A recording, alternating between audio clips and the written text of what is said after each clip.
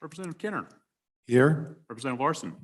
Representative Schwartz. Here. Representative Simpson. Here. Representative Stiff. Here. Representative Walters. Here. Senator Garou. Here. Senator Hicks. Excused. Senator Kinski. Here. Senator Steinmetz. Co-Chairman Nicholas. Chairman Perkins.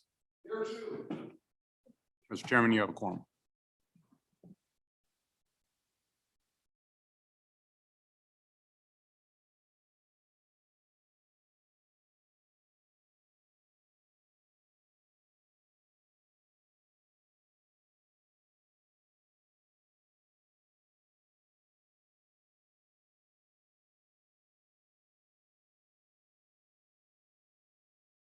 Office of Consumer Advocate Administrator. Oh, why not?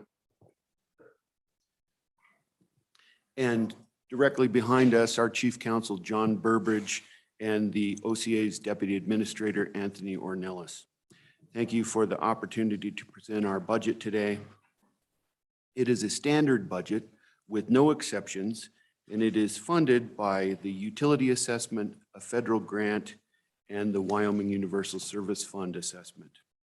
We have 4 components to our budget within 3 divisions, those being the administrative budget, the federal grants budget, which I'll refer to as the Fed budget, Office of Consumer Advocate budget, and the Wyoming Universal Service Fund budget. I'll focus on an overview of the Public Service Commission, our challenges and successes,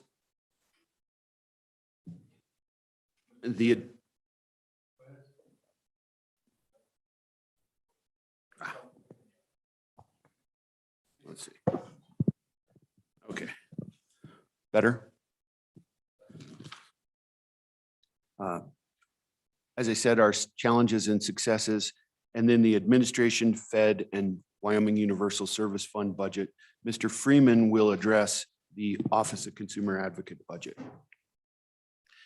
The Public Service Commission's main purpose is to ensure that safe, adequate, and reliable utility service is provided to Wyoming customers at just and reasonable rates by the public utilities that provide service within their defined service territories.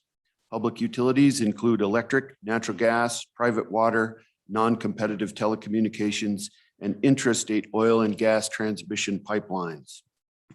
Our core activity is processing utility applications for rate and other tariff changes, certificates of public convenience and necessity, and other authorities. We also conduct investigations, engage in rulemaking, and all the other typical agency activities. The majority of our work is done under the contested case provisions of the Wyoming Administrative Procedures Act. In FY 2021, we processed 289 utility applications. This is up 11% from the previous year. We also conduct safety inspections and process complaints against utilities, and we participate in a number of regional and national forums and organizations to protect Wyoming interests. The PSC Administrative Division includes 3 commissioners, 28 full-time staff, and 1 part-time AWEC. PSC staff is comprised of our administrator, chief counsel, technical staff, attorneys and paralegals, facilities engineers, and administrative business operations and IT support staff. The OCA is, of course, an independent division of the commission with its administrator appointed by the governor, and the OCA has 6 employees total. As I mentioned, the PSC receives no general funds. PSC administration and OCA division budgets are funded through an assessment on public utilities, gross intrastate retail revenues, and some through a federal grant. Page 4, you see our overall budget request is $15,487,388. Of that, $9,786,969 is funded through the utility assessment on gross retail utility revenues. There are 2 tiers to the assessment set by statute. For any 1 year, the assessment may not exceed 3 mills on the gross retail revenues for telecommunications companies rural electric associations that are not rate regulated, and water utilities. The second tier, which is allowed up to 5 mills, applies to retail sales of electric, gas, rate regulated rural electric co-ops and gas and pipeline utilities providing intrastate service in the state. In the first year of the biennium, if there are any remaining funds in the PSC's account, those are rolled forward and thereby reduce the assessment for the subsequent year. So in the event there is any money left over, it goes to reduce the assessment upcoming. Administration receives federal funds from the pipelines for the pipeline safety program and for call before you dig public service announcements from PHMSA, the Pipeline and Hazardous Materials Safety Administration. This grant, the pipeline safety grant, covers approximately 60% of the actual expenses of that activity. And the administration budget is responsible for the remainder of those expenses. Our request for the Fed budget is $366,029. The Wyoming Universal Service Fund is funded through an assessment on intrastate retail sales of telecommunications services. PSC requests a budget of $5,334,390 for the Universal Service Fund. Of that, $5,314,077 is from the Universal Service Fund assessment, and just over $20,000 is from investment income. The OCA's request is $2,044,449, which Mr. Freeman will explain. Again, on page 4, I want to note the PSC does face some challenges across the nation. Energy utilities, particularly electric utilities, are operating in an environment characterized by rapid fundamental change that's being driven by market and political pressure to decarbonize their operations to address concerns about climate change. Electric utilities are responding with dramatic increases in efforts to shift production of energy to renewable generation and storage, and to increase their overall efficiency, including more complex dispatch systems and which involves a more elaborate transmission arrangement and attempts to manage customers' use of energy. This involves plans to retire most coal-fired generation. Those facilities have provided for decades the foundation for reliable and affordable power in Wyoming and the rest of the United States. Reliable, affordable power is critical to the well-being of Wyoming, and any decisions on proposals that might have detrimental effects on its availability or that impose cost externalities require our most careful scrutiny. I believe that the Public Service Commission has perhaps never faced the prospect of considering and deciding cases with the magnitude of potential impact on Wyoming ratepayers and the state's economy as it will in upcoming years.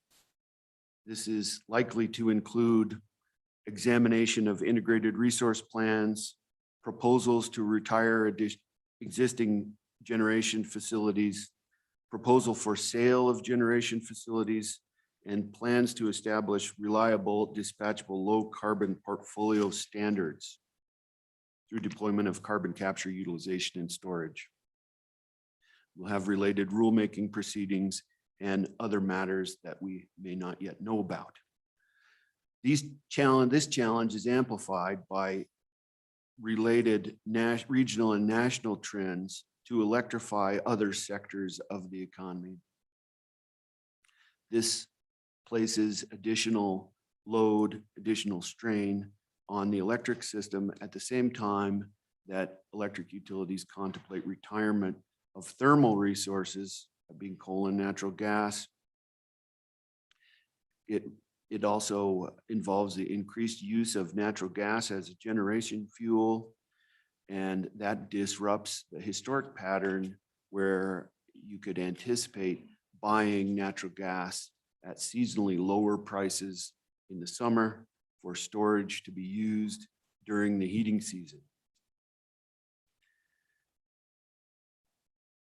Our priorities will remain the effective evaluation, consideration, deliberation, and decision of utility and telecommunications company cases. We do have other priorities. The prime being implementation of House Bill 200, also House Enrolled Act 79, the bill the law that requires the establishment of reliable, dispatchable, low carbon electricity generation portfolio standards. We'll also be promulgating rules to implement House Bill 166, House Enrolled Act 88 from 2021 session, creating a presumption against the retirement of electric generation facilities. The promulgation of rules to implement Senate File 136, Senate Enrolled Act 49, authorizing Public Service Commission to consider reliability and cost externality issues in a variety of utility applications. As we pursue these priorities, we must attract and retain an experienced staff with adequate expertise and capability in our technical and legal staff to evaluate these matters and consider the long-term consequences to the state. We must retain that expertise and ability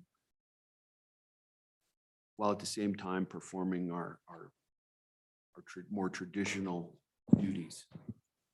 It has become increasingly difficult to hire qualified candidates. In some cases, we have found ourselves waiting several months to attract a suitable candidate. This is especially applicable in the professional positions. It has also become more difficult to retain these technical professionals that we require to do our job. These staffing issues represent something of an emerging threat to the PSC's ability to accomplish its mission. Departure of trained, experienced staff and delay in successful recruitment increases the burden on the remaining staff, and in that in turn increases the difficulty of retaining them.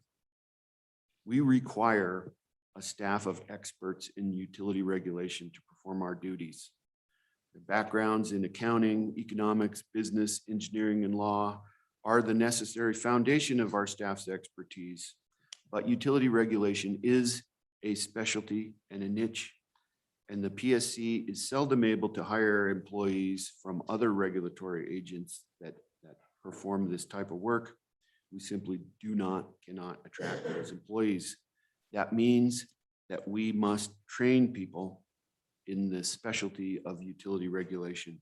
This typically takes at least a couple years to 3 before a new employee becomes fully capable of independent work, and several more years to become a seasoned expert in various regulatory matters. Training new employees means that our more experienced staff must take on a mentoring role. They are assigned together and work together in a mentoring relationship.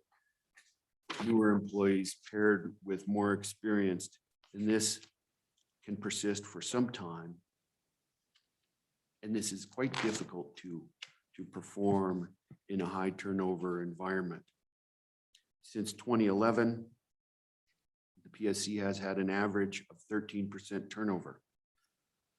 However, recently, from June 2019 to July 2021, our turnover increased to 42.1%. In administration, it was 43.8%, including 5 retirements. The OCA had a 33% turnover. That was 16 positions overall, and 11 of those positions were professional staff, including one commissioner. It's also important to understand and keep in mind that the core of our professional staff consists of a fairly small number of professionals. 11 technical staff with 1 supervising position, 4 attorneys with 1 supervising position, and 3 facilities engineers with 1 supervising position. This places a limit on the potential for advancement of these employees by promotion within the agency. As I said, we had 5 retirements in the admin division, 2 retirements in the OCA from June 19 through July 21. We expect 1 retirement in 22 and 2 retirements in 23.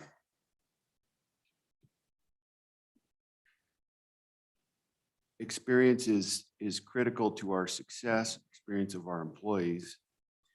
I'd like to give you an example. Our facilities engineers, in order to perform natural gas infrastructure inspections, must go through 2 to 3 years of training. This is all conducted out of state. It's a PHMSA training operation before they're able to conduct these inspections on their own. This, it turns out, is very marketable experience. And we have repeatedly lost employees in these positions after they have obtained their training and their qualifications to perform these inspections. And they have left for fairly dramatic increases in salary elsewhere. In order for us to move employees to MPP in our admin budget, we'd require approximately $387,000 per annum. This is a 14% increase in the budget on a biennium basis. This would have increased the annual utility assessment by 0.32 mils in the FY 2022 assessment. The A&I compensation facts report denotes that with the compensation plan set forth in the report, PSC cost would increase $233,377 per annum. This compensation plan is a step in the right direction. However, the ability to move employees to market, to retain those employees, to retain trained experts in the field of utility regulation would be optimal. So for your reference, we would, according to the 2017 MPP figures, we have 22 of 36 employees under MPP, and using the 2020 MPP, we would have 32 of 36 under MPP. Some successes and efficiencies at the Public Service Commission. We are succeeding in our fundamental duty to process utility applications, to conduct professional hearings, and to produce well-reasoned deliberations and orders. Recently, the EIA data indicated Wyoming's rank of 6th least expensive state for average electric rates across all sectors. We have also succeeded in executing our digital path forward. We have installed electronic equipment over the recent years in our hearing room, and that has produced some great efficiencies for us and for the regulated entities. It's also increased transparency and accessibility of our process for the general public.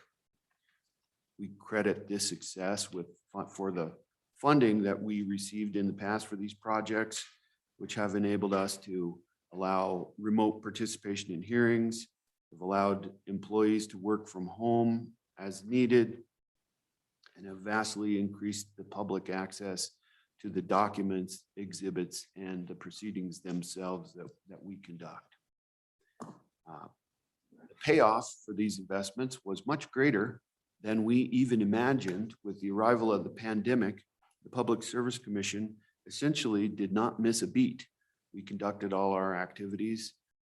There were a few minor delays, but the electronic equipment and the arrangements that we had made with our document management system allowed us to press on, and we were not interrupted, even though we did have employees working from for a period. Another key to this turned out to be our in-house retention of IT support. Our ability to exploit the investment in this equipment and these systems was greatly aided by having immediate access to IT support in-house. This is not exactly I'll correct myself. This is on a day-to-day basis. And certainly we have public proceedings weekly and on average major hearings on a monthly basis, and having our IT support in-house and quickly available to address any issues that come up has been critical. We have also managed to leverage some retirements to reorganize and restructure our organization to fit better with our current methods. This has increased efficiency and improved our span of control. We plan and expect to continue this with upcoming retirements. On to page 9 and the actual budget. The administrative division includes the administration and Fed budget. As I said, there are no exception requests. We have this year separated the Fed budget from the administrative division budget through a net zero process to increase transparency around the use of its federal funds. This will permanently separate our federal funds budget for those funds received from PHMSA for the pipeline safety inspections and call before you dig PSA campaign. As I said, the pipeline safety grant covers approximately 60% of actual expenses, and the administration budget is responsible for the remainder. On page 13, the administrative budget request total of $7,742,520. I note that this sum is accounted for approximately 81% salary and benefits. Beginning on page 17, the Fed budget. This is the amount the PSC expects to receive from PHMSA. And the Public Service Commission always spends more on pipeline safety than is received from the grant. This is $366,029 expected on the federal grant. Finally, the Wyoming Universal Service Fund, beginning on page 30. The Wyoming Universal Service Fund provides support to customers of telecommunications companies located in areas of the state with relatively high rates for non-competitive local exchange service. In FY 22, the assessment level that applies to retail intrastate telecommunications service sales is 2.4% to generate the funds needed to ensure that no customers in Wyoming in those relatively high cost areas pay more than the $30 price benchmark established by the legislature.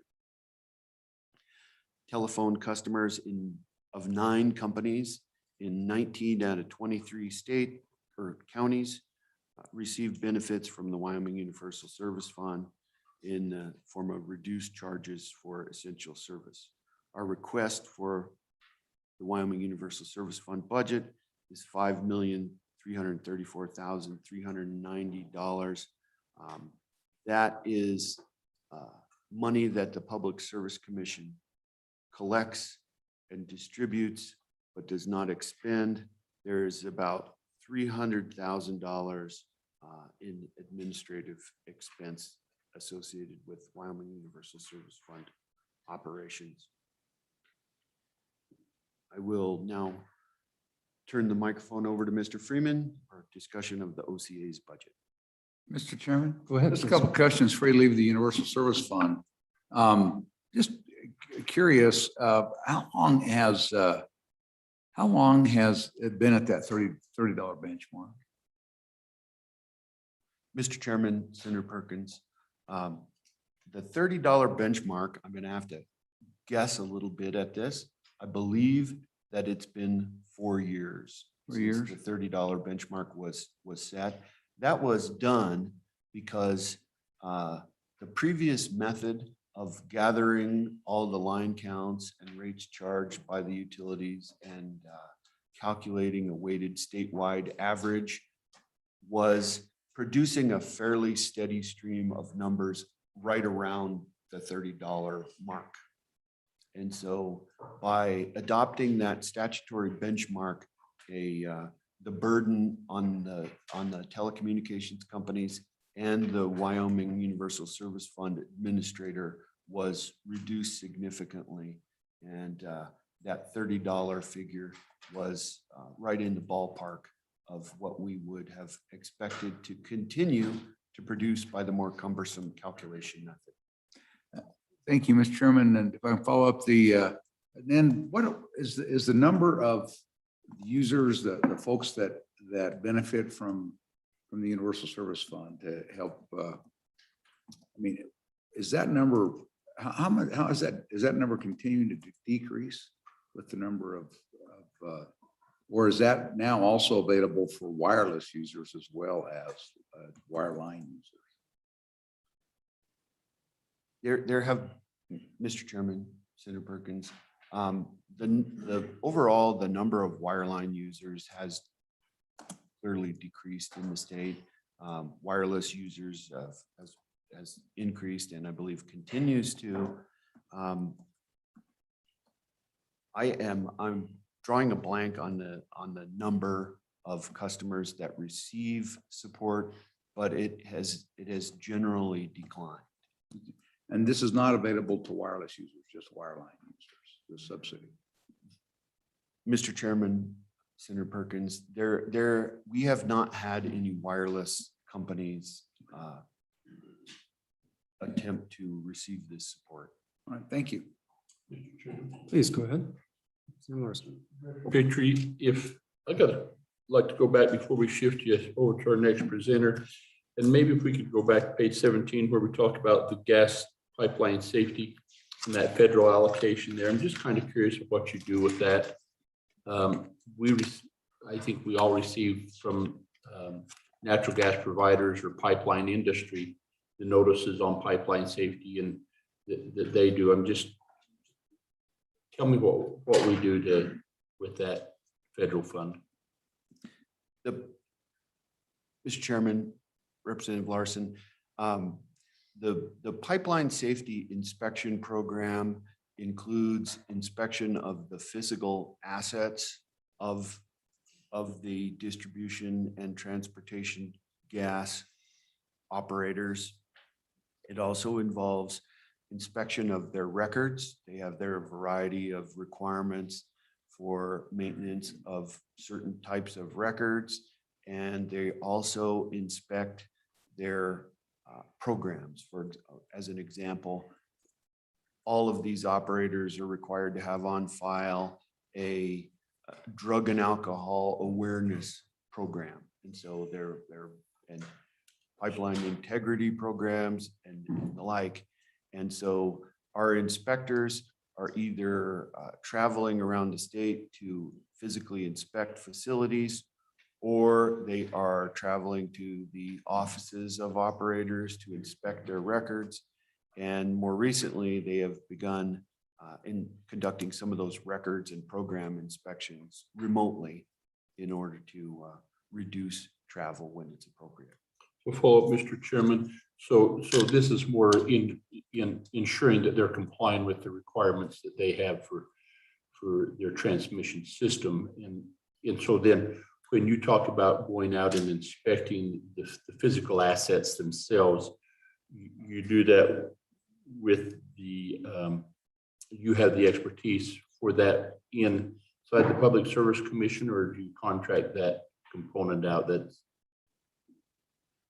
Mr. Chairman, Representative Larson, we have three facilities engineers, and they do have the expertise. As I mentioned, they are required to receive extensive training through PHMSA program, and they thereby acquire the expertise necessary to conduct these inspections. Thank you. I just wasn't sure how that worked. And then, Mr. Chairman, if I could go back to the big, in some of your narrative, there's a couple of questions I have on the movement we have between fossil fuels and renewable energies. And on page 5, there you talked about Senate File 136 in authorizing your agency to consider reliability and cost externalities. And so on the reliability part, does that include deliverability? My reason for that question is we've seen perhaps with renewables in some situations where they may have more than enough capacity, but in certain situations don't have the deliverability if weather conditions are unique. And so does this reliability component that you have due to Senate File 136 include contemplating some of that? Mr. Chairman, Representative Larson, it does. And in my view, the commission has inherent in its primary mission the duty to make sure that service is reliable. As you observe, renewable sources do not respond to demand. They're there when they're producing because of external factors, weather. And I believe that the commission has always had the authority to consider that, but this bill made an explicit statement of it, which we take as an instruction to be certain that we adequately consider reliability issues. And I don't believe that we have any imminent reliability problems threatening our service in Wyoming, but as you said, there have been instances around the country where we see these problems occur, and we are intent on ensuring that in Wyoming, our service does not become unreliable due to the greater penetration of renewables into the total generation fleet. Then finally, if I could, Mr. Chairman, kind of along that line, we've seen regionally in other states as they've shifted away from carbon to renewables, then that the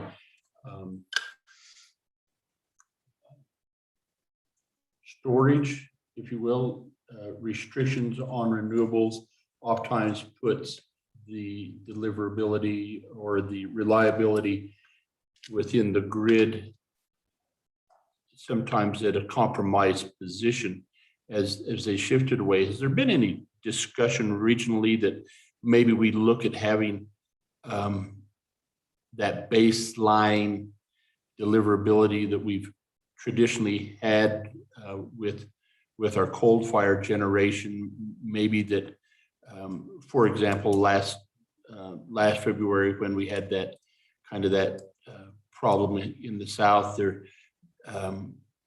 they couldn't find electricity within the grid to buy. And have you guys contemplated how we protect our is there a need to consider protecting our resources there to ensure that we've got deliverability in those kind of situations? I hope that's making some sense. And do we have an impact regionally with that consideration? Mr. Chairman, Representative Larson, we are monitoring the progress of other states and subregions as they pursue a greater share of renewable resources.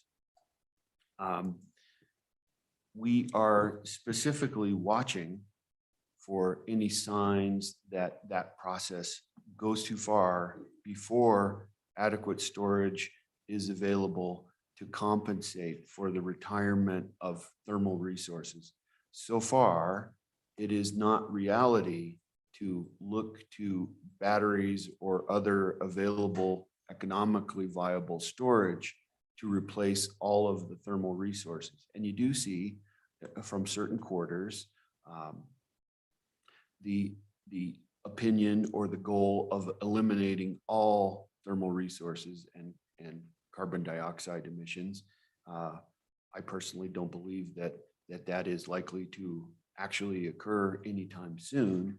And I think that we have to tread carefully so that we don't find ourselves, as you saw in some of these other incidents around the country, over dependent on market purchases for power that is not available when you need it, or over dependent on storage resources that cannot measure up to the performance that's provided by thermal resources that you can actually control the output of.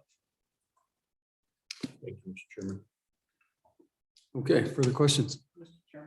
Go ahead, Mr. Coach. Thank you, Mr. Chairman. Just following up and just curious from your perspective on the PSC, from Winter Storm Uri last year that basically just about took down the Texas grid.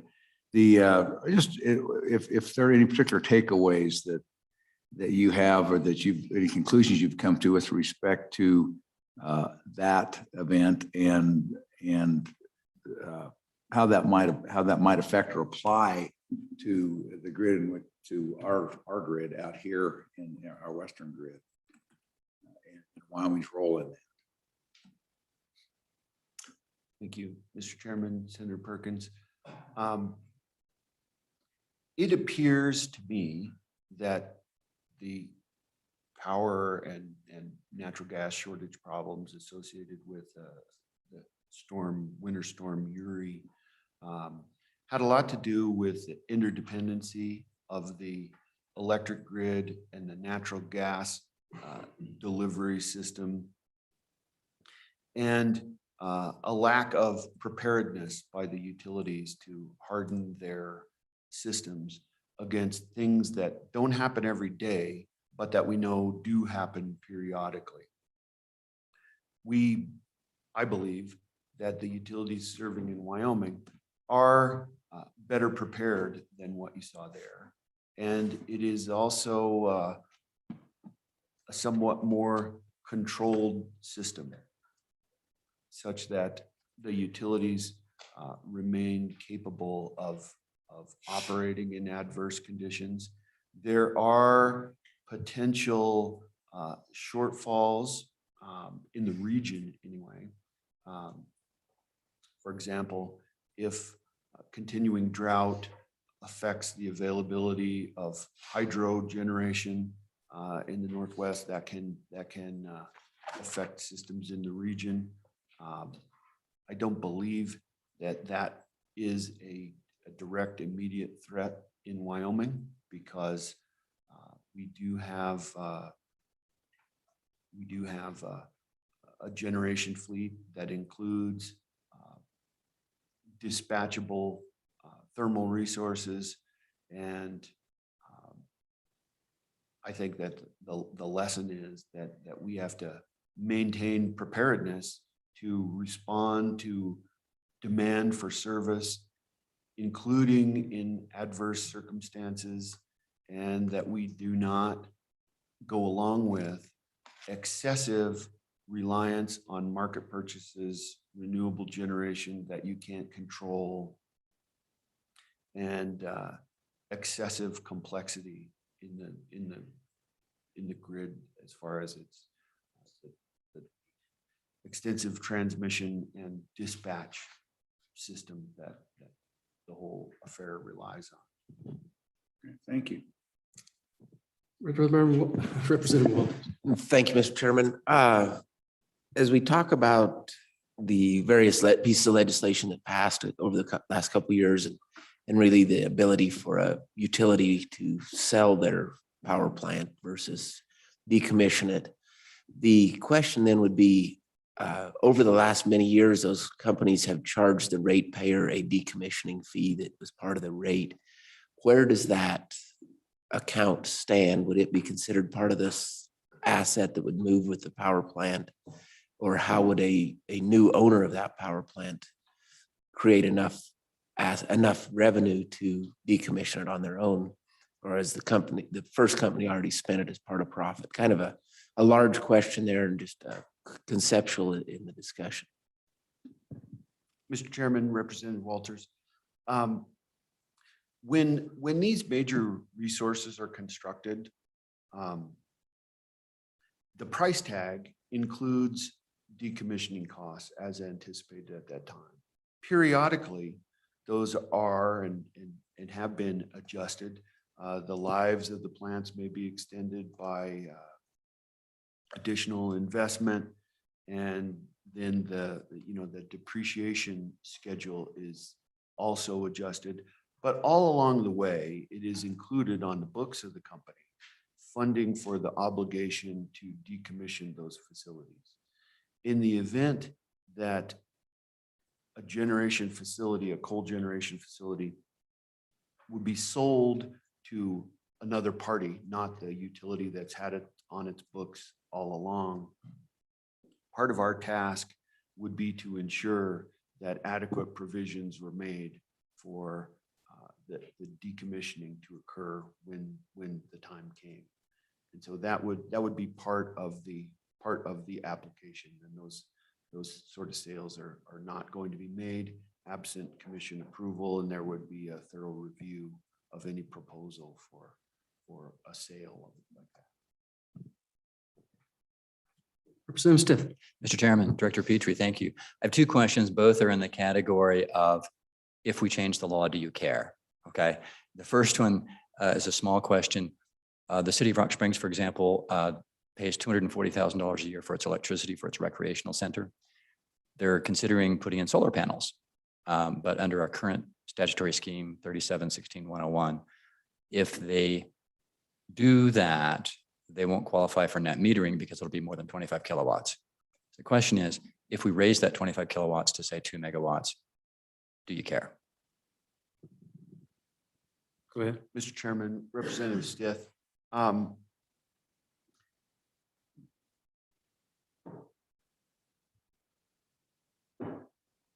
Generally, that's a policy matter, and we take our policy direction from you. There are potentially rate effects that we would consider, and we would expect to cleave to our principle that who causes the cost pays the cost. And so larger net metering installations may require some adjustment in the net metering compensation arrangement. When a net meter remains connected to the grid, even if they're a very successful net meter and produce all of their own energy consumption, there are likely still to be times when they rely on the grid for essentially for backup service. And there are costs associated with maintaining that connection to the grid and with the utilities maintaining all the equipment and capability to respond in those situations where the net meter does not provide its own energy. And so in the case of a relatively large facility like you're speaking of, the rec center with a significant annual bill and a significant load requirement, a significant capacity requirement, so long as they remain attached to the grid, they do impose a cost on the system. And so I would recommend that any changes allow the commission to continue to require that the causer of a cost pay. But as far as the concept of allowing larger net metering installations. Some of those exist, and it sort of becomes a matter of how common are they, how many of them are they, or how many of them exist, and whether there is the creation of any subsidy for net metering customers that ends up getting paid by non-net metering customers. These are basic rate-making exercises that the commission certainly is capable of conducting. And so I wouldn't expect any great difficulty to emerge from that, but it would require some adjustments. Mr. Chairman, Go ahead. follow-up question. Second question, also in if we change the law to care category, slightly larger topic. In evaluating integrated resource plans submitted by utility, you look at, their calculation of economic costs, externalities, and the like. Would it move the needle? Would it make any difference with respect to coal-fired generation, say the dry fork plant up in the northeastern part of the state, if the state were to say that its carbon emissions, for example, if the state were to require that its construction materials like highway construction or state building construction be made out of concrete produced with carbon dioxide. Okay, the Carbon X Prize was awarded to UCLA for that earlier this year. If the state required that, hypothetically speaking, would that make any difference in extending the useful life of the dry fork plant, or would it get decommissioned eventually, as the utilities want to decommission all the coal-fired generation eventually anyway? Would it move the needle, or is that just not going to make a difference? Mr. Chairman, Representative Stith,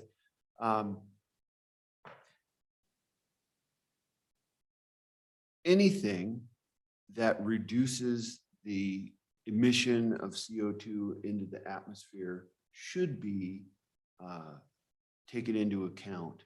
This has become an important factor, particularly nationally and in the region. The total CO2 output, and then the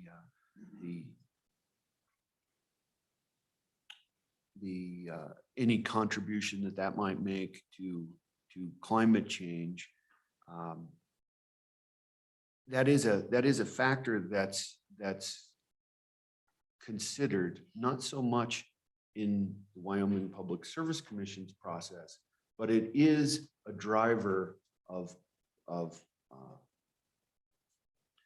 policy pressure from elsewhere.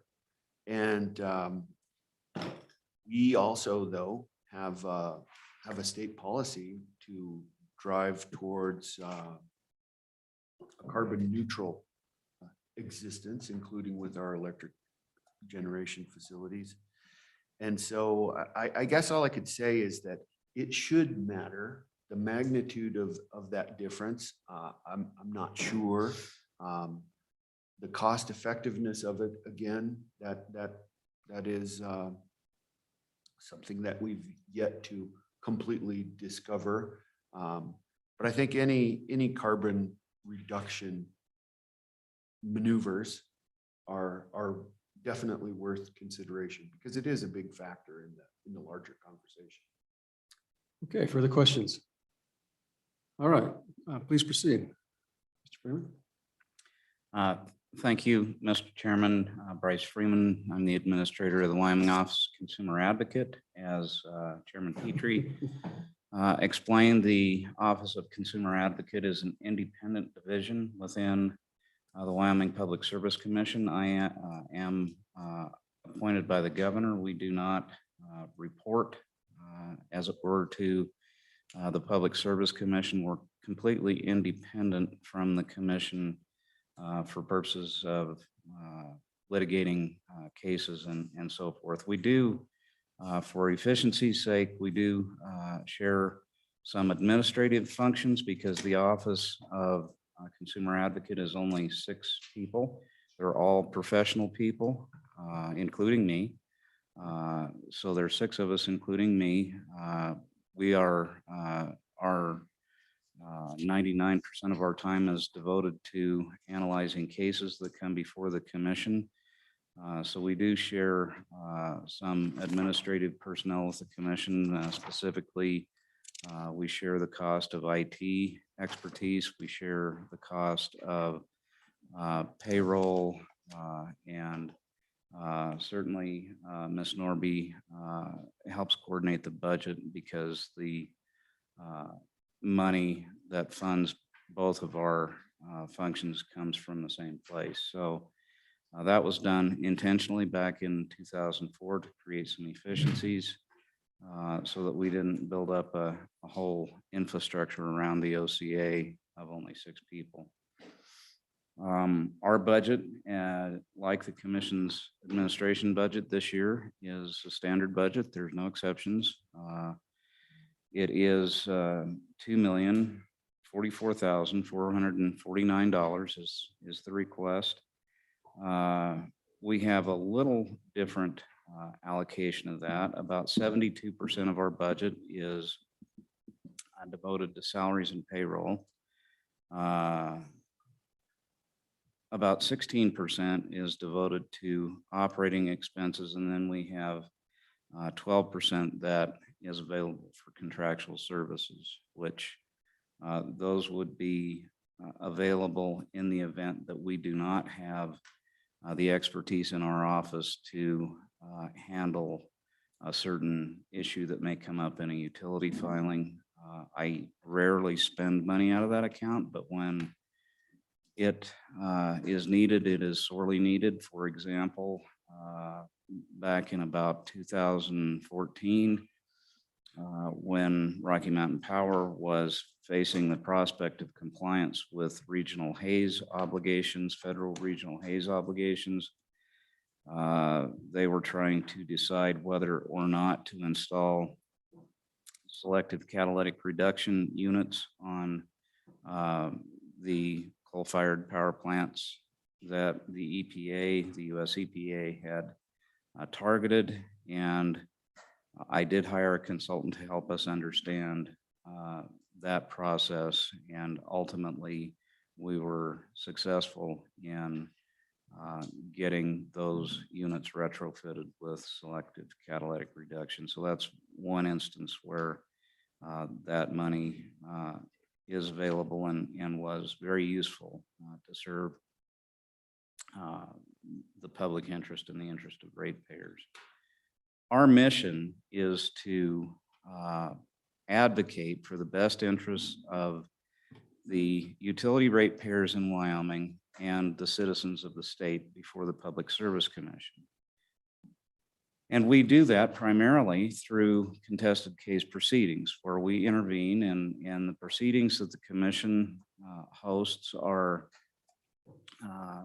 almost court-like. We call them quasi-judicial proceedings, where we have a court reporter, the witnesses are sworn, they're subject to cross-examination, and that whole process is designed to make sure that the commission gets the best evidence that it can get in order to make sound decisions about utility rates and services in Wyoming. And our part in that is to make sure that we put on the best evidence that we can before the commission so that ratepayers are well served, not just next month, but next year and the years that follow. So our focus is on the long-term sustainability of and reliability of rates and services.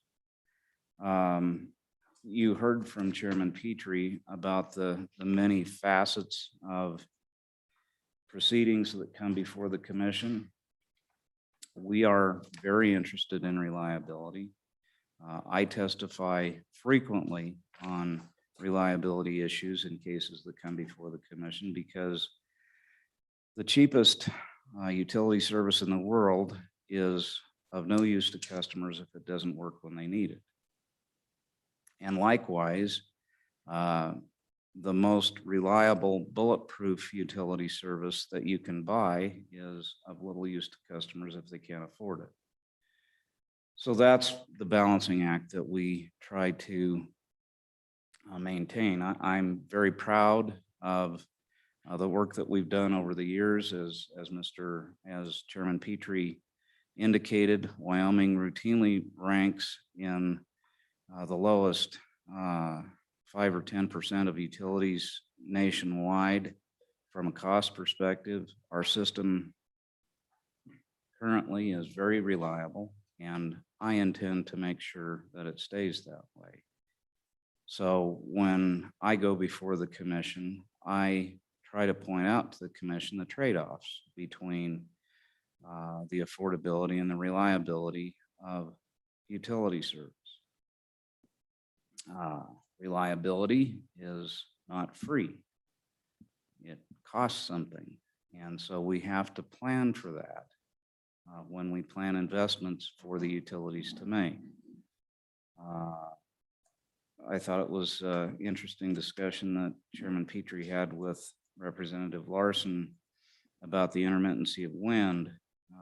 That is a big factor in system reliability, and I think we would be foolish to retire our base load fossil fuel, whether it's coal or gas generation, before we are certain that there is an adequate and cost-effective replacement resource.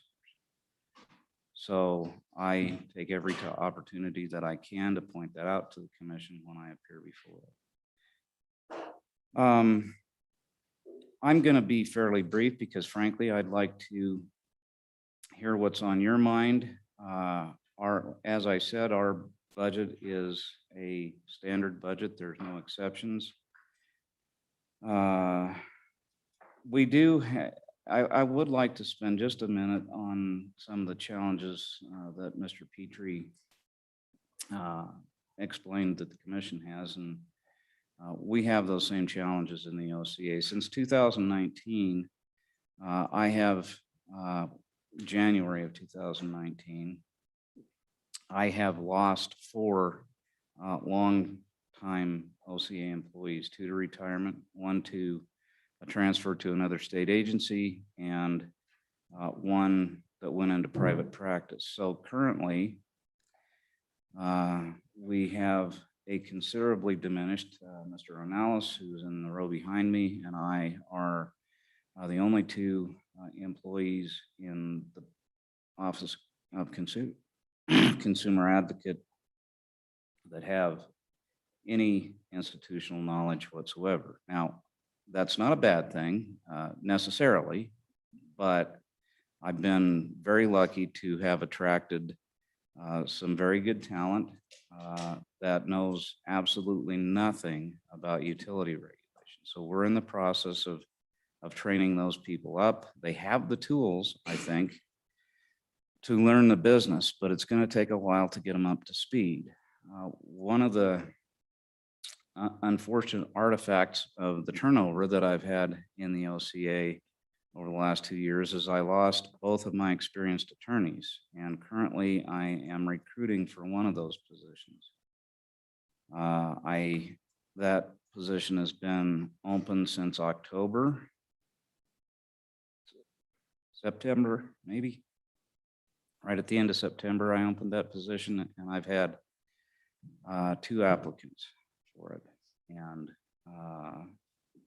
1 we're still working on, and the other would not be a good fit. So it's a little hard to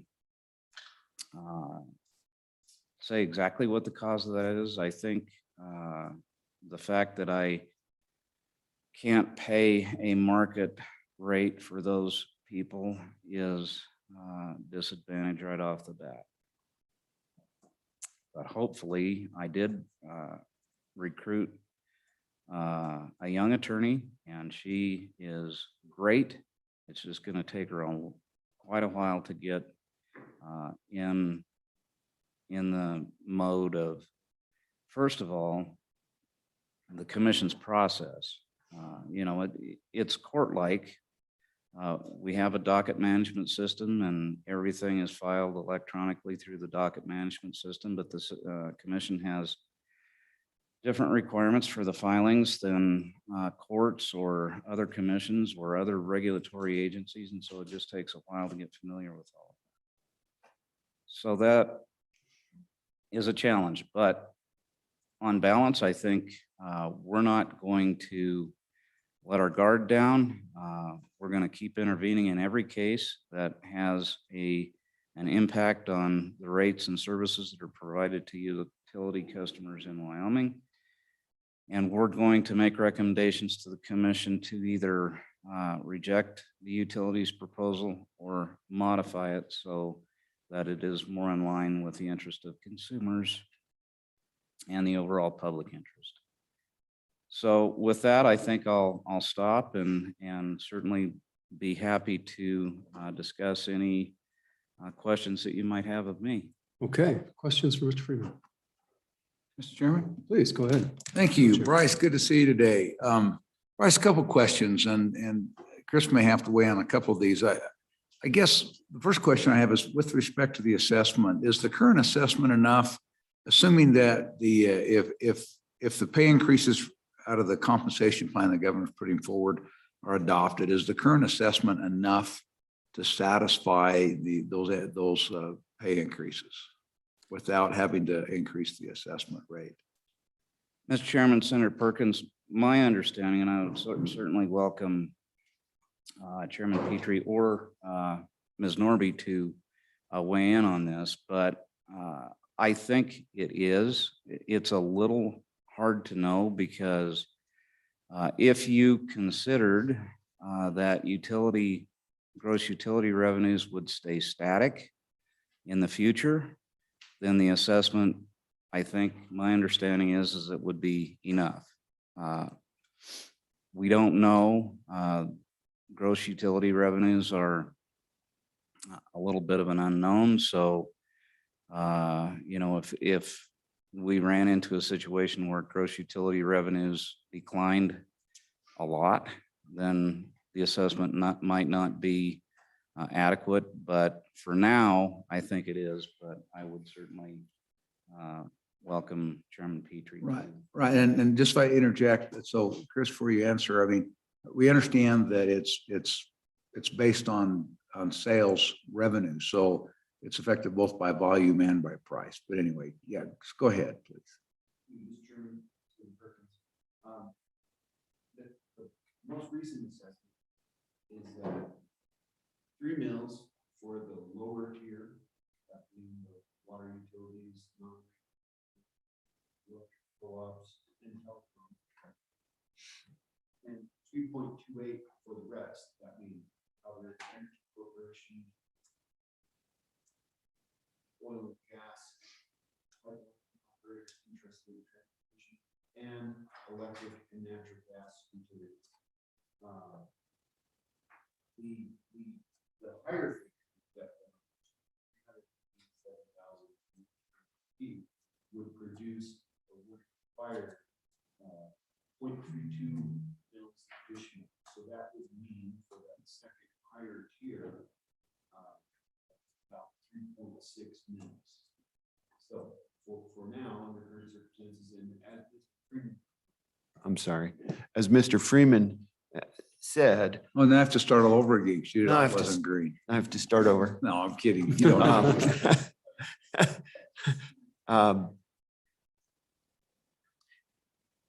There are a couple factors that can affect that are quite apparent. One is that we have seen some reduced utility revenues, and particularly related to the pandemic, we saw some fall off in electric consumption.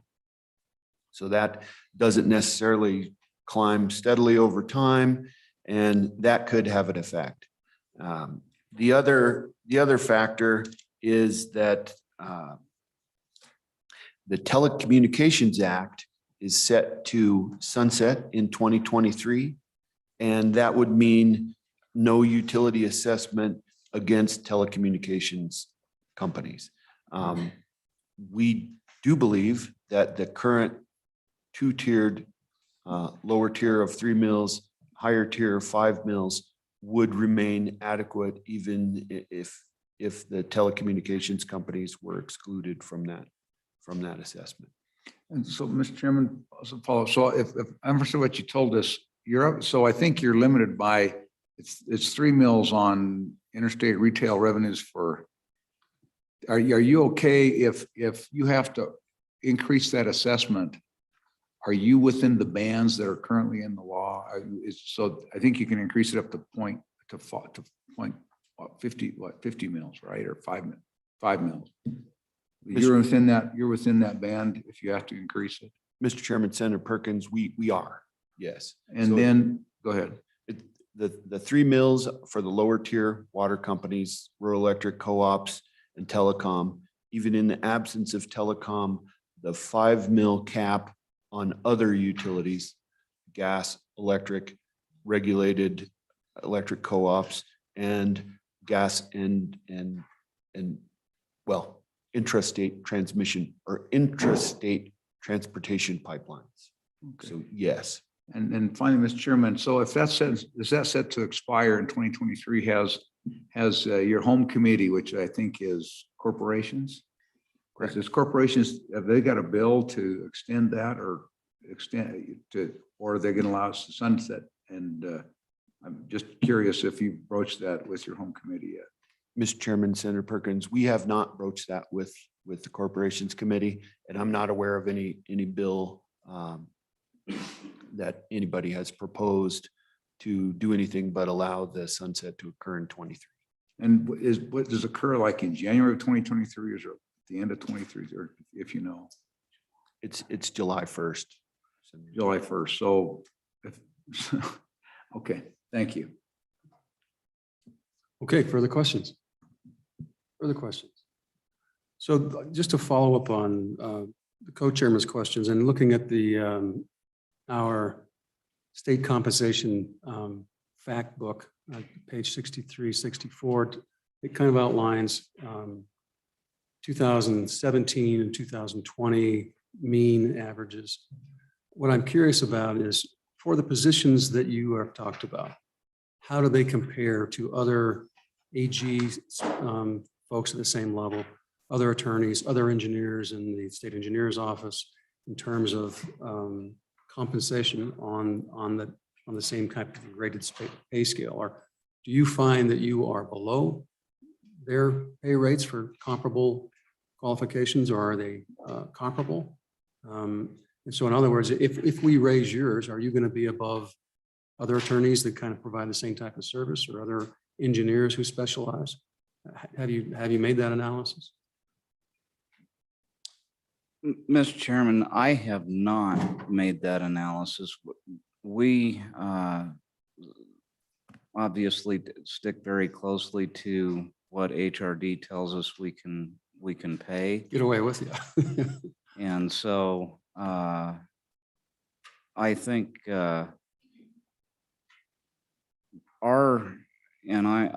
would welcome Chairman Petrie to chime in. I don't think our competition necessarily is other state agencies. I think it's the private sector at this point. The people that I've had leave that didn't retire, that left the agency, left state government, they went to the private sector.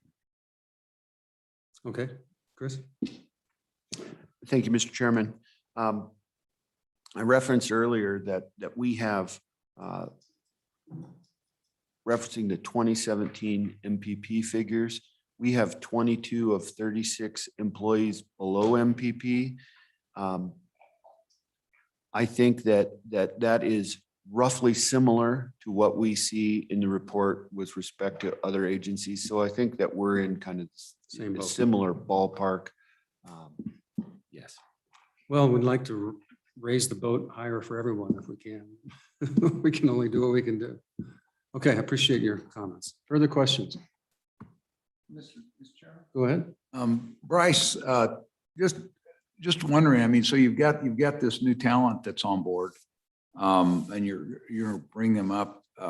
Do you have the ability, or if necessary, are there attorneys in the private sector that you could contract with until you get these other attorneys up, the other help that you've hired up to speed if you need to?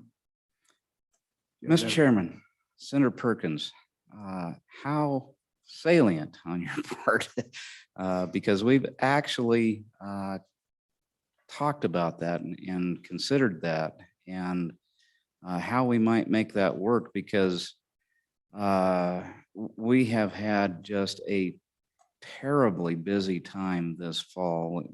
For example, 2 weeks ago, we filed two major cases on the same day, and my newest attorney person being somewhat unfamiliar with the commission's process, together with the fact that a lot of the information that we deal with is confidential and proprietary, that takes an extraordinary amount of care to make sure that it's not disclosed publicly.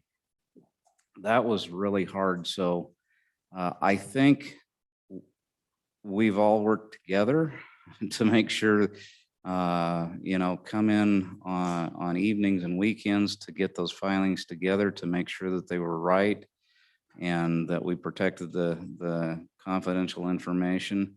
So my fear is not so much that we would not be able to get the work done or get the work done properly with the staff that we have. It's hard being down a man. Frankly, my fear, Senator Perkins, is what would happen if Rachel walked tomorrow?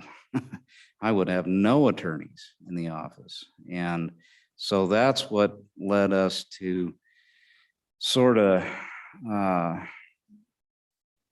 noodle on what we would do then. And So let me interrupt just quickly, Bryce. So Kevin, obviously, if there's a need to switch 100 to 900 temporarily,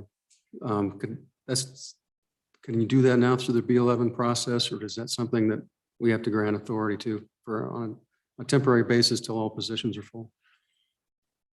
Mr. Chairman, in extreme situations like that, most likely what would happen is we'd have a conversation with LSO staff to seek out the opinion of the chairs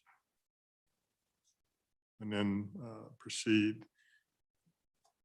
Moving from 100 down to 900 is a little less sensitive than 900 up to. I'm going the other way.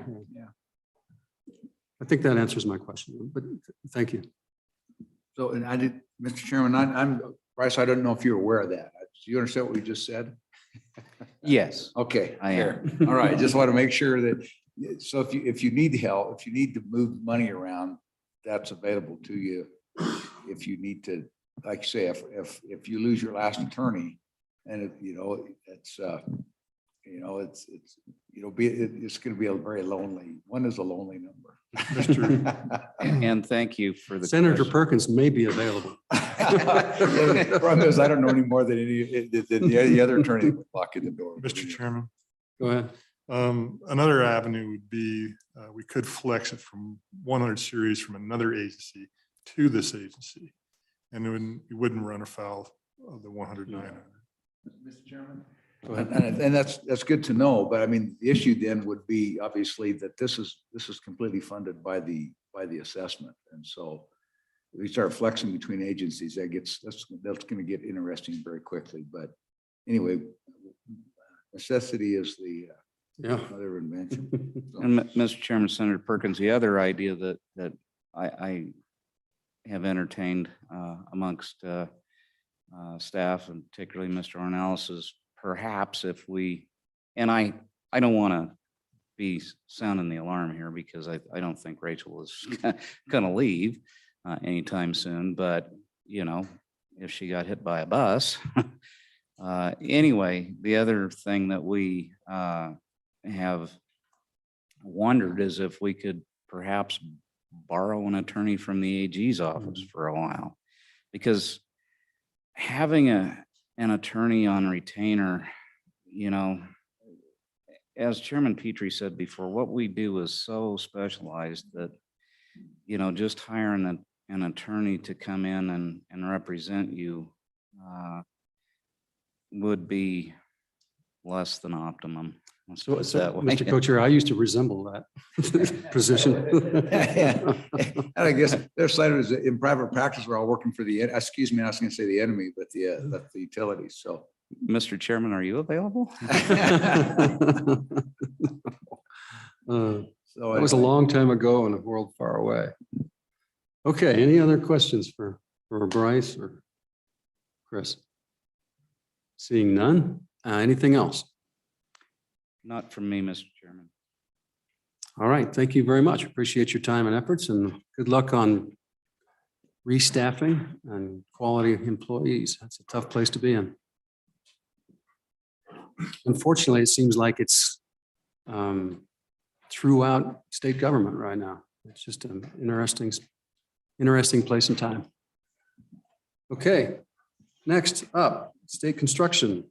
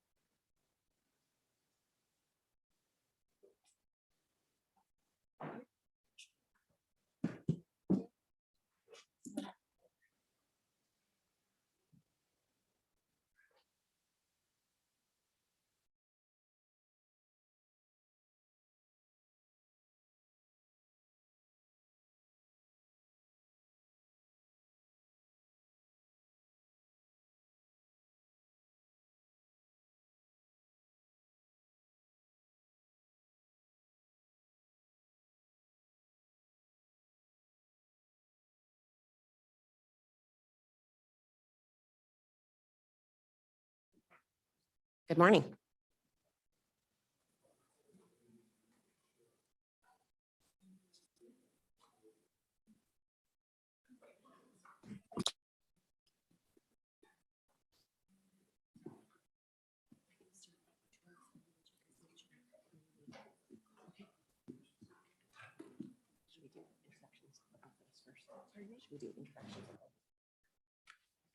Okay, we're going into capital construction. Apparently our fearless leader, Jerry Vincent, is under the weather. Hopefully Unfortunately, he's listening or sleeping, one or the other, so he feels better. So Suzanne, go ahead. good morning, Chairman Committee, Suzanne Norton. I am an incoming administrator for the Construction Management Division of the State Construction Department. Laura Anderson and I are going to address as much of the budget as you'd like to hear from us.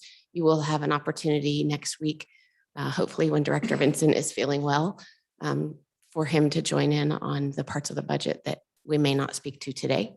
We'll follow your lead in what you'd like us to address. If it's, part of that school this week. I'm going to turn it over to Laura Anderson to speak first to the 027 budget, 100 series and so on. Okay, and Good please morning. pull your mics up close so everyone online can hear. We have old ears. Good morning, Laura Anderson, Planning and Finance Administrator for the State Construction Closer. Department. Yeah, you almost need to hear the echo, but that's how you know that the mic Okay. is picking you up and. Yeah, the echo's a good thing. Yeah. All right, we'll start with the agency 27 budget. However, our budget is split. We have general fund in our budget, and we also have school capital construction funds in our budget. We have a meeting with this committee next, I believe it's Monday on the 13th, where we'll be discussing all of the school requests. In our budget, currently, we have 2 units that have general fund, and I'll just speak to those quickly. I can point you to the page numbers. However, those budgets are flat, and we have 0 general fund requests in those budgets. So if you'd like me to, I can take you to those pages, or Sure. you can take it from there. The first is Unit 1001, which starts on page 17 of our budget. This is our SCD operations budget. Back in 2018, in that session, the legislature took several portions from the various units that we had and combined them into one unit for an SCD operations unit. The individuals that were moved into this unit are primarily those that work both sides of the house. All of our project managers are in there. So for instance, one of the primary reasons this was done is if we have a project manager that lives in Evanston, which we do, and he works for the school side and we needed him to run across town and check on something at the state hospital, we could then do that because those budgets were combined. We also have personnel that work on myself that work on the budgets. We have some other individuals that work on finance and some other sections of the budget that are listed in this unit, but there are no general fund budget exception requests in this unit. Are there any questions on the unit I can answer for you? Questions on page 17? All right, please proceed. The other general fund budget is on page 52 of our budget. What page is that? 52, sir. Okay, go ahead. And this is our construction management operations division. This houses individuals that work specifically for the state side of the house. For instance, Suzanne is the CM administrator is in this budget. And we have some travel costs in there and things to help support our project managers that travel around the state and looking for those projects and being boots on the ground for you all. There are no exception requests in this budget whatsoever. We're just staying flat. Are there any questions there? Please proceed. Those are the only two standard budgets that we have that have general fund in them for today. If you'd like, I have some notes from Director Vincent. If you'd like me to try and address some of the 100 series issues you've been talking about, otherwise you can wait until next Tuesday, your choice, however you prefer. Is there a choice? I think we can, 100 series is going to be what it's going to be, so. Okay. And I'll turn it over to Suzanne so she can get started on the capital construction budgets. Okay.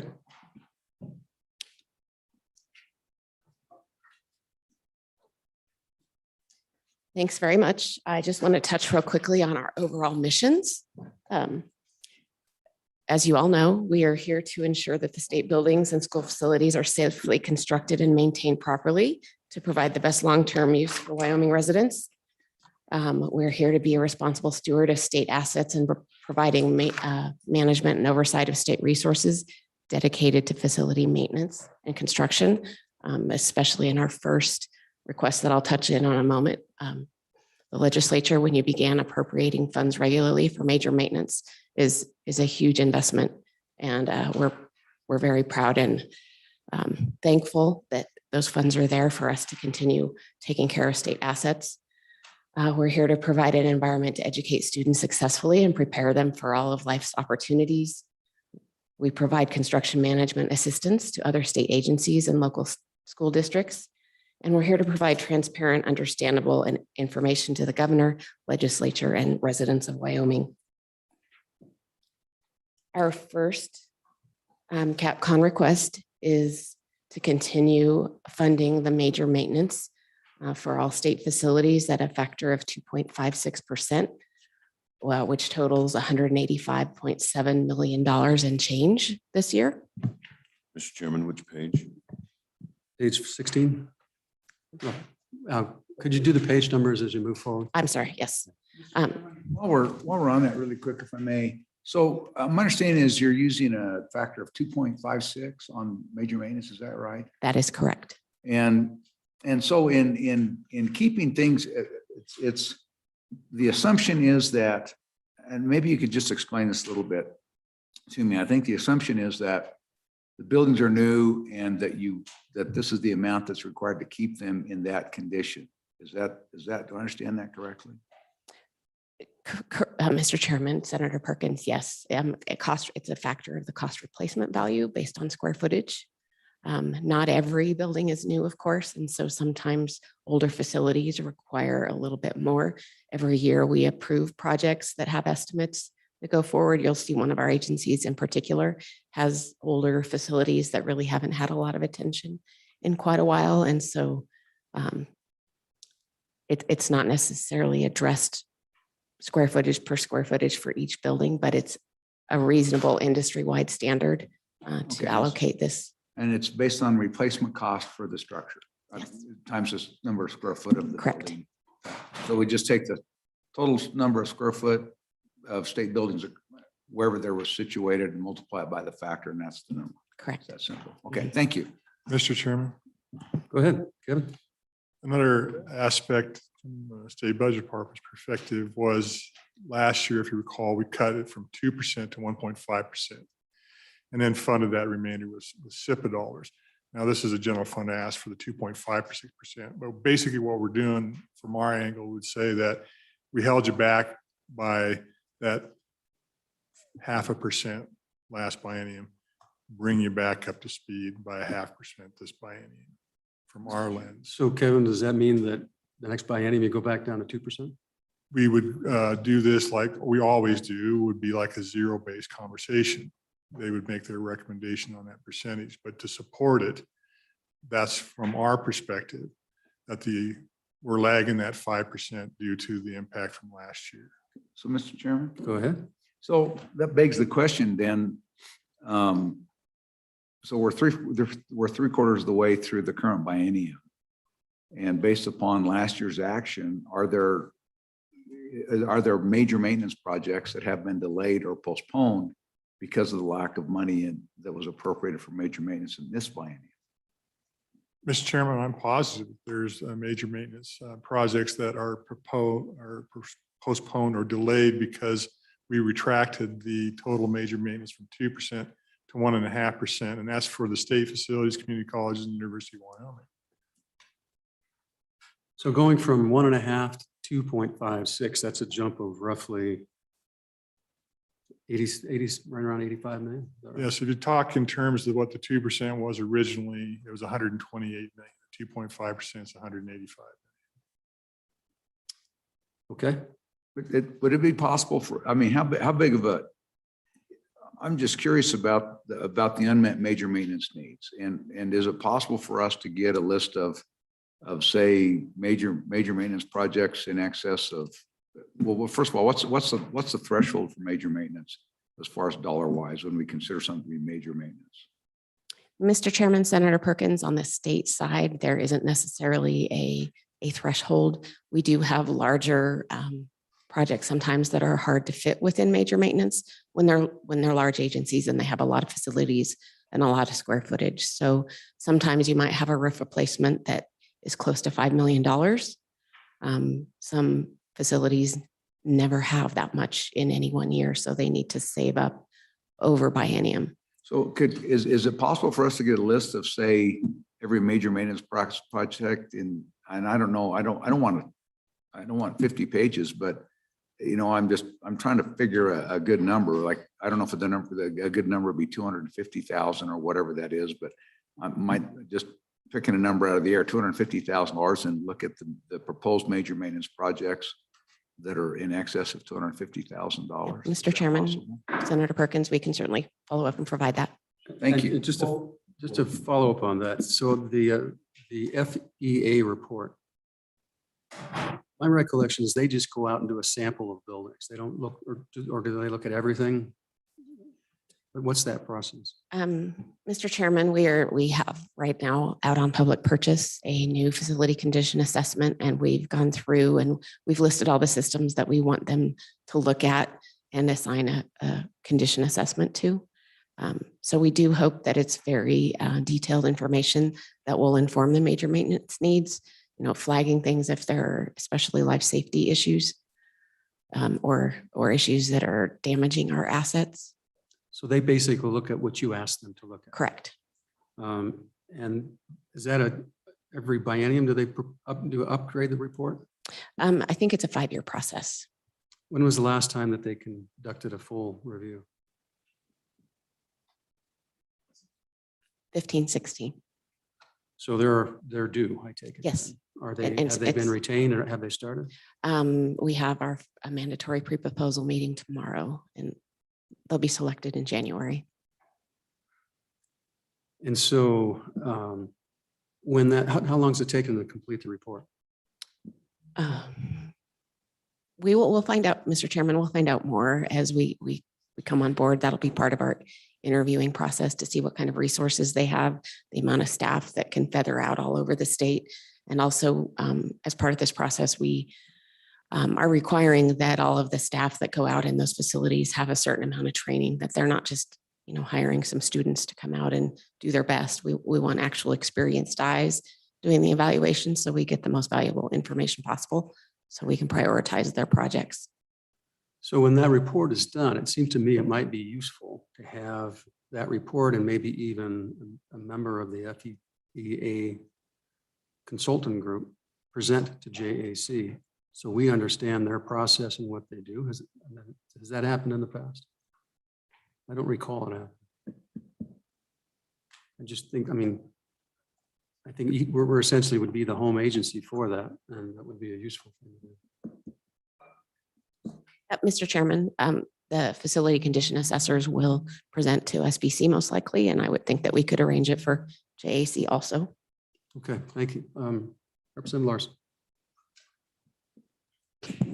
Thank you, Mr. Chairman. And Suzanne, just, it appears to me, and I believe I'm correct on that, and ask that you could maybe confirm if you would, that we have a little difference in the way we approach major maintenance on our state buildings versus our school buildings. And so on the school buildings, we even delineate out some component type requests that we don't do on the state side. And so on the state side, on our state buildings like the Hathaway, the Capitol, our state facilities, we just look at these requests and they're just really broke down under that systems or component to maintain the life or preserve the asset that we have.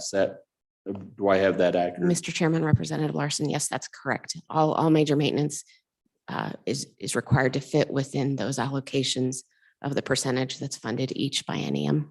And then on the school side, there are component projects where if a district doesn't have the funds to afford it, they come forward with a component project, which I think in the past had been called like a minor CapCon. So then, Mr. Chairman, if I could, my follow-up on that is how then within your agency, do you break down and have various members within the state construction that have responsibility for certain buildings that they're maintaining, or how is that monitored? Schools, they've got their own, they've got their maintenance crews that are kind of on top of that and doing that. But how do we determine that on the state building side? Mr. Chairman, Representative Larson, each project manager in our division is generally assigned to either an agency or a region. Sometimes an agency might be shared between a couple of project managers. And then each agency will generally, if they're larger, they'll have some facility staff. And so the project managers and the facility maintenance and management staff work together. Thank you. And so, Suzanne, the major maintenance on the school side is 2%. Is that correct? Mr. Chairman? Laura, is that correct? The major maintenance allocation is at 2% on the school side. Mr. Chairman. I believe so. Go ahead, Kevin. Respectfully, last year, and that's part of the motivation why I advised that we're going from the normal 2.2% to 2.5% on the state side, because we cut the state side last year. We didn't cut the school side last year. We held them harmless on their major maintenance. So if you combine the two bienniums, then we're pretty much at equals on both sides of the conversation. Well, I understand the logic. That doesn't mean I agree with it. Okay, please proceed. Mr. Chairman, 2% is required by statute. Yeah. It's stated in statute for the school side. Okay, next. Mr. Chairman, one other follow-up on the major maintenance is that never mind. So I have a question for the next unit, which is the State Building Commission Flex Fund. And my recollection is that that used to be anywhere between 4 to 8 million in the last few biennia versus the 2.3 million that's in that fund now. Kevin, do you have or Don, can you refresh our memories on what? Because that just seems low to me, because and explain, if you would, for everyone, what that flex fund is for. Mr. Chairman, we could put together a history of what that amount was, but I'm thinking this isn't too far from recent history. And then the flex fund is something that we have in place, like, let's say, for example, a boiler fails. That would be a really good example. And in fact, we've experienced that on boilers. And is this the fund you used? I mean, if the building commission or the state board sees a unique piece of property, that this isn't that fund. Okay, that's what I'm curious about. Go ahead, Don. Mr. Chairman, just to add some context to this, there's the Flex Contingency Fund, and there is separately just a SBC contingency fund.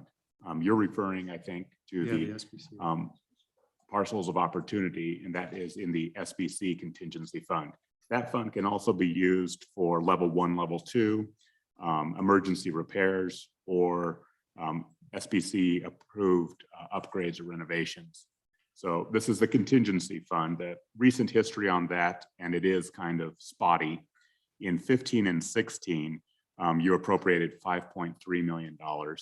In 19 and 20, you appropriated $9 million for a total of about $14 million over the past decade. There's about $9 million available. That's not to say that there aren't ideas for those funds. Now, shifting to the Flex Fund, this is really directed to cover the rising costs of existing projects that are under the control of the State Building Commission.